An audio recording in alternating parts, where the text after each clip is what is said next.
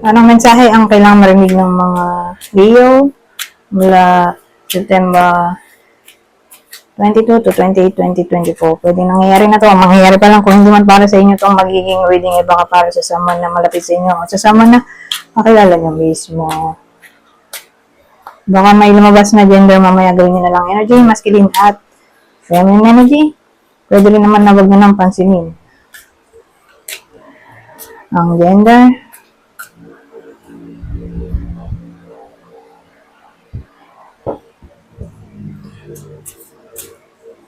Hindi ko alam kung anong lalabas, kung positive ba o negative ang magiging reading. Depende sa kung anong mapipick up kong energy mamaya. Kung hindi man mag-resonate sa inyo to, eh di-adjust nyo na lang ang video, hanapin nyo to. Kung hindi pa rin, dito na. Ito ang last deck.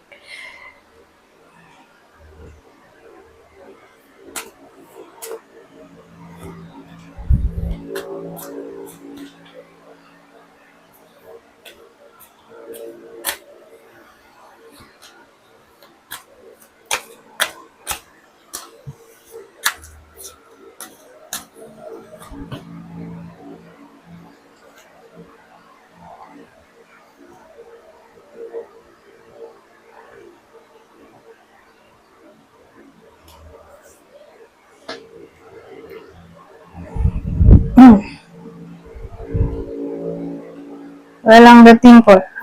Mukhang nangyayari na to sa iba sa inyo. Kasi parang niloko siya eh.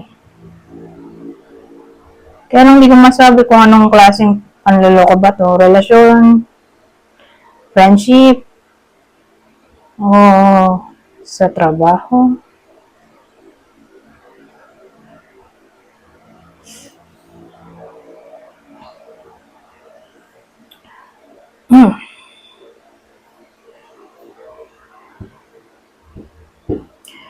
Kasi ang dating parang hindi na sila magkasama ngayon eh. Wala rin naman balak ng tao dito na mag-initiate ng action. Kasi feeling niya ay ginamit lang siya o alam mo yan yung parang naging user yung kaway niya dito. Ano kaya yun? No? Dagdagan natin ng information.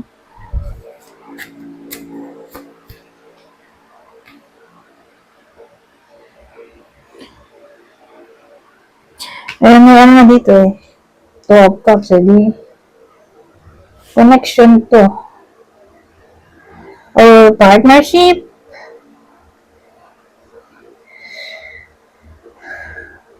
Di relasyon na to. Walang cooperation kasi nga, hiwalay na sila. Mukhang relationship to. Feeling ng iba sa inyo, ginamit lang kayo. Ginamit ang pera, knowledge, katawan. Ewan ko, feeling ng iba sa inyo, ginamit lang, ganun. May nakuha sa kanyang something na hindi siya makaget over. Siguro, panahon, oras na rin. Panahon, oras, energy, effort. Lalo na kung pera to.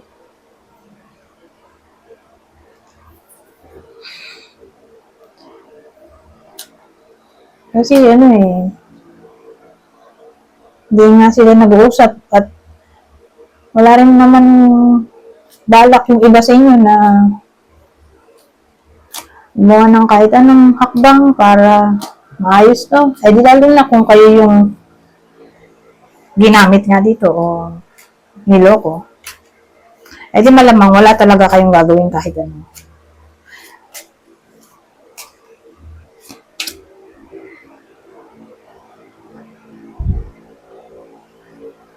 Feeling nyo, naging uto-uto kayo.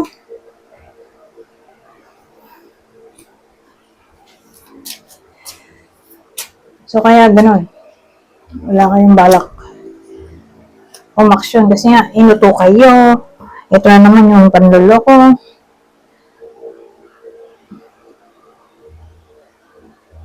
So, ito yung user yung sinasabi ko. Ito rin kasi yun. Taking advantage ng kindness, the user. Ito, pag nakita ko to, user to. So, ganun, mamulit lang. So, confirmation. Anyways, ito yung possible partner ng iba sa inyo. Nangyayari na to. Wala pa rin reconciliation sa week na to. Ito yung partner niya, Aries, Leo.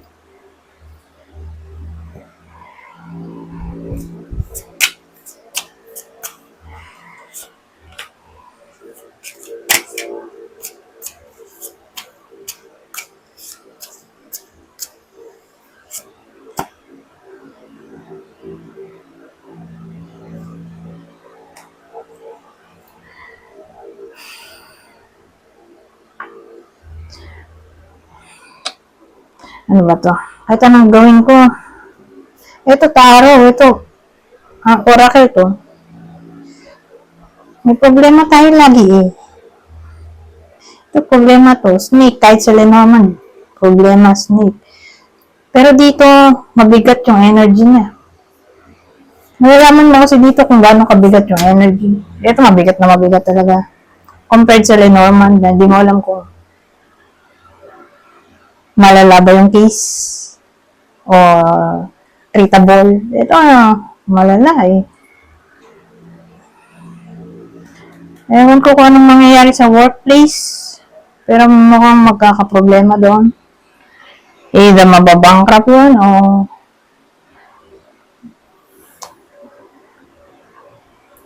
mapapatrouble yung iba sa inyo sa ka-workmate. Kasi yung problema ay nasa work. Sabi natin mapopromote sana, hindi natuloy. Kasi may sumabotahe o ng agaw. Ganon.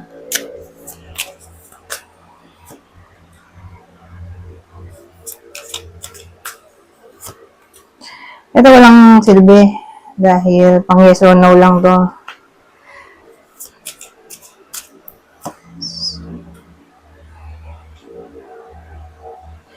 Ito, suswerte naman ng babae. Ano ang good news na paparating sa babaeng to?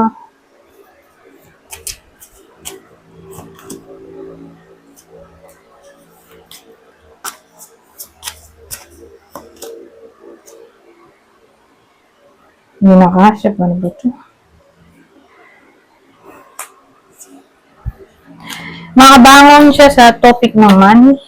So, magkakapera. Maganda ang sales. Magkaka-work kung wala pa. Pero kung siya yung namang problema sa ka-workmate, sabihin natin magkadikit sila. Itong oracle sa katong taro. Halimbawa, sabihin natin ang tatamaan ng reading na may nagbabadyang panganib, mabigat na panganib, mabigat na problema sa work, ay babae, sabihin natin ganun.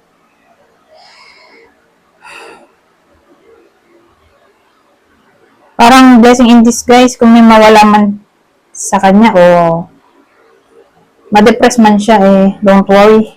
Kasi mapapalitan ng something new. So, sabihin natin ma-terminate siya. Magkakaroon din ng panibago. Work. Kung may mawala man sa kanyang pera, mababalik din yun. Don't worry. Kung pagalitan siya ng boss, maayos din yun. Kakabati pa rin sila. Ganon. So, sa topic lang ng work to. Kung ano man yung maging problema niya sa work, siguro maayos din to. Pero dun sa relasyon wala. Ganun pa rin. Pero kung work, maayos ba yung magiging problema o pinoproblema ng iba sa inyo o kung di man work, pera. Bayarin, loan, maayos din. magkakaroon ng money para mabayaran ang dapat bayaran o magbabayad na ng utang ang may utang sa iyo o sa iba sa inyo. Basta sa topic ng career, money, okay.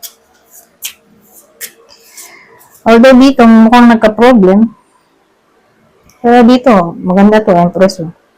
Mababalik din. Ay no, kaya nga siya yung ano eh. Parang goddess ng palay. Ng parang nature. So, tutubo pa rin. Diba?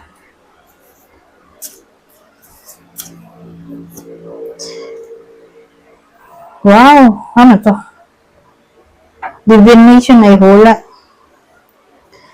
Any form ng hula. Ano yun? Baka yung iba sa inyo ay tulad ko. Sabihin natin, may magpapawid sa kanila. Sabihin lang natin ganun. Tapos, halos lahat ng hinula nila ay tama. Sulit ang bayad.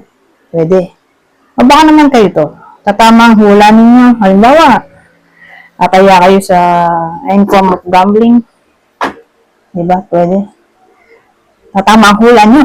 Yun yung lalabas na number o basta hula. O intuition nyo siguro. Tatama ang intuition nyo.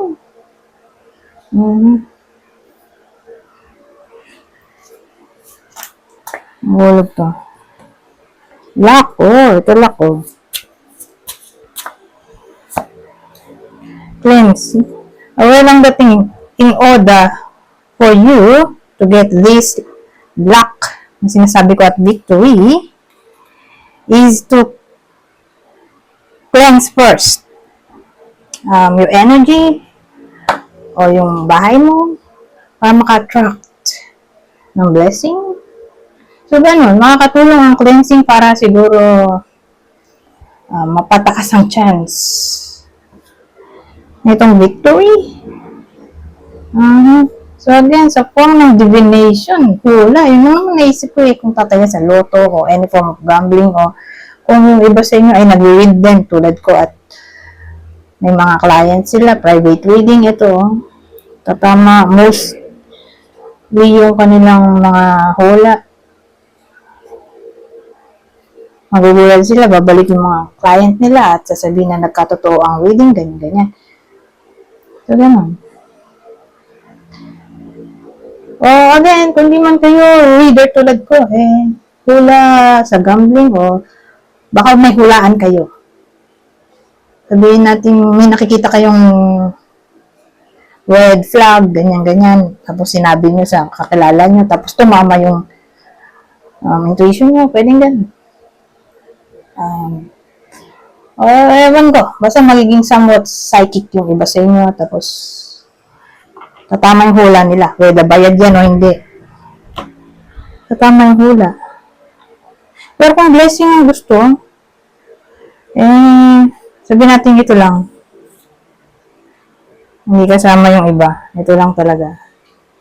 So, para maka-attract ng luck o blessing, maglinis nga muna ng bahay o ng sariling energy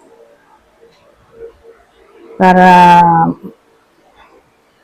malaki ang chance na, yun nga, darating ang luck o blessing. Anyways, hanggang dito na lang.